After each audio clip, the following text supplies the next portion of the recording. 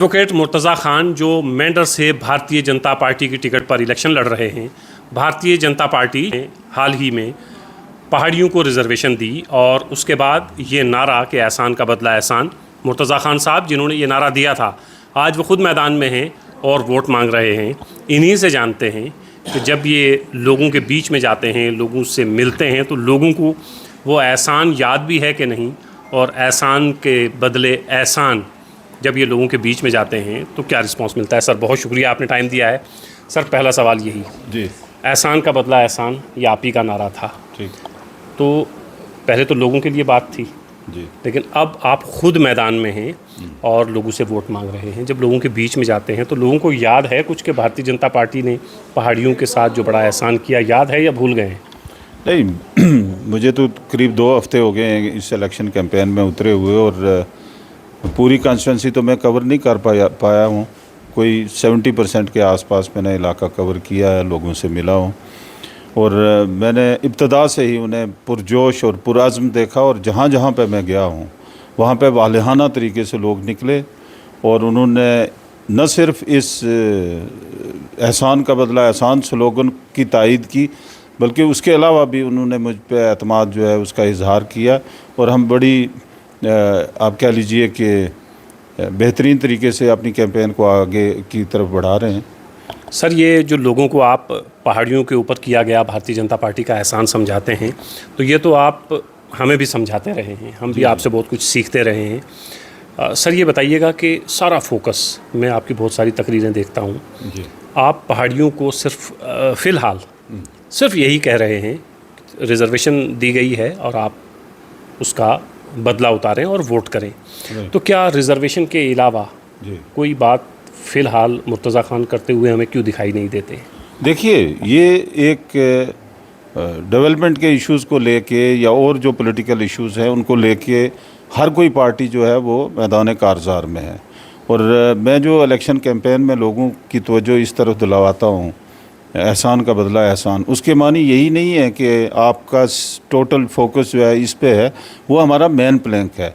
लेकिन जिस वक्त आप अपना नुमाइंदा चुनते हैं तो असेंबली में आप जाके ये नहीं कहेंगे कि मैं एहसान के बदले एहसान की उस स्लोगन की बुनियाद पे यहाँ आया हूँ या उसी गर्ज से आया हूँ।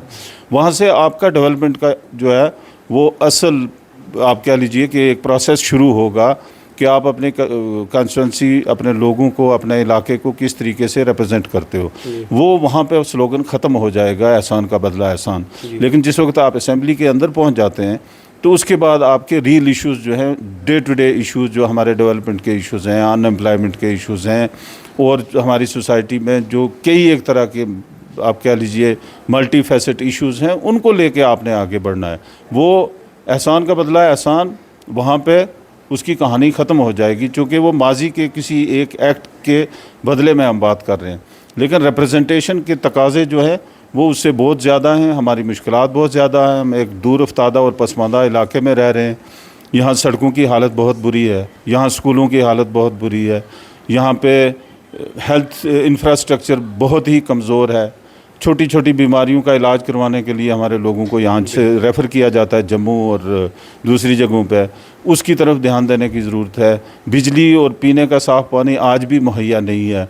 बेरोज़गारी इतनी है कि जिस वक्त आप यहाँ के नौजवानों को देखें, पोस्ट ग्रेजुएट, PhDs, उनके पास रोज़गार नहीं है, और उनको इस यूटी से बाहर पंजाब में, हरियाणा में, दिल्ली में, बम्बई में जाके सिक्योरिटी गार्ड की तरह की नौकरियां छुप छुपा के करनी पड़ती हैं। लेकिन 10 साल से आप ही हैं सर यहाँ, ये जहन में आता है कभी कभी? न 10 साल से मैं तो ये मेरा तो ये ख्याल है, मैं 10 साल से नहीं हूँ, ये आपको वाज़ेह रहना चाहिए। मैं उस जमात के साथ में 10 साल का हिसाब मुझे नहीं देना है। मेरा हिसाब उस दिन शुरू होगा जिस दिन से मैं जमात में हूँ या जमात के नुमाइंदे के तौर पे मैं असेंबली में पहुँचता हूँ। 10 साल से यहाँ पे कोई गवर्नमेंट नहीं थी, और ये एक इस्टेब्लिश हकीकत है कि ब्यूरोक्रेसी चाहे दुनिया में बेहतरीन शक्ल में क्यों ना हो, वो जमहूरियत का बदल नहीं हो सकती है। यहाँ पे कोई जमहूरी निज़ाम नहीं था, और ये जो अफसरशाही है कितनी ही उम्दा और बेहतरीन क्यों ना हो, यह डेमोक्रेसी का बदल नहीं है। तो इसलिए ये जो 10 साल का गैप यहाँ है, इसको हमें वाज़ेह तौर पे इस तरीके से लेना चाहिए कि यहाँ कोई हुकूमत नहीं थी, कोई नुमाइंदा हुकूमत नहीं थी, और यहाँ के अवाम अफसरशाही के रहमो करम पर थे।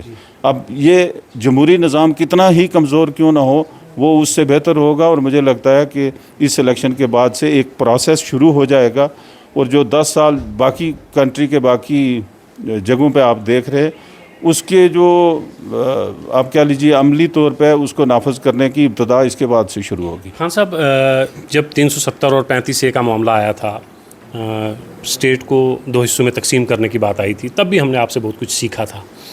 तो अब जब आप खुद भारतीय जनता पार्टी में हैं, जिसने 370-35A को हटाया, जिसने स्टेट के 2 टुकड़े किए, तो कुछ तब्दीली आई है? मेरे मौक़िफ़ में कोई तब्दीली नहीं है। 370 के बारे में मेरा ये कंसिस्टेंटली ये स्टैंड रहा है कि ये एक धोखा है। 370 के अंदर आईनी एतबार से कुछ भी बाकी बचा हुआ नहीं था, ये एक लाश थी।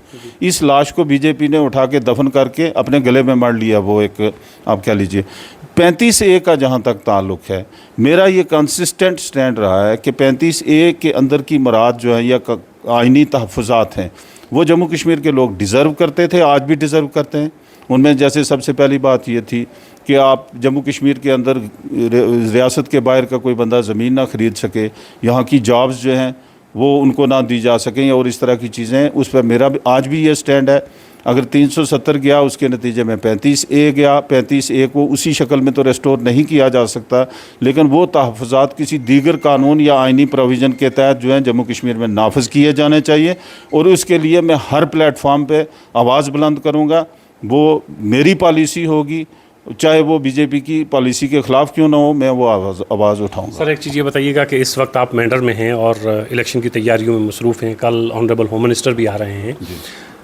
एक इल्ज़ाम आपके ऊपर ये भी लग रहा है कि मुर्तज़ा खान साहब यहाँ पे सिर्फ पहाड़ियों की बात कर रहे हैं जी। और मुर्तज़ा खान साहब की वजह से यहाँ सोसाइटी 2 हिस्सों में तकसीम हो रही है, गुज्जर और पहाड़ी, क्योंकि मुर्तज़ा खान साहब सिर्फ पहाड़ियों का नारा दे रहे हैं। जी, मैंने हर जगह ये कहा है, मेरा ये हमेशा मौक़िफ़ रहा है, अगर हमारा मेन प्लैंक जो है इलेक्शन का वो रिज़र्वेशन है, तो मैं कंसिस्टेंटली ये कहता रहा हूँ कि हमारे गुजर भाई जो हैं या बकरवाल हैं, उनकी रिज़र्वेशन जो परसेंटेज थी, जिस वक्त सब लोग उसको मशकूक बयानिया के तहत आगे लेके जा रहे थे, तब भी मेरा कंसिस्टेंट व्यू यही था कि हमारे गुजर और बकरवाल भाई हैं, उनका हिस्सा महफूज रहना चाहिए, और उसके बाद पहाड़ियों के लिए आप रिज़र्वेशन का प्रोविज़न क्रिएट करें। मैं कभी भी गुजर और पहाड़ी को 2 अलग-अलग फ़िरक़ों में तकसीम करने का कभी भी कायल नहीं रहा हूँ। आज ऊपर वाले की मेहरबानी से दोनों के पास रिज़र्वेशन मौजूद है, और ये एक ओपनिंग है इन दोनों कम्युनिटीज़ के साथ आगे बढ़ने के लिए, इकट्ठे होकर चले, और मैं उसका वो दाई हूँ, मैं उसकी तायीद करता हूँ।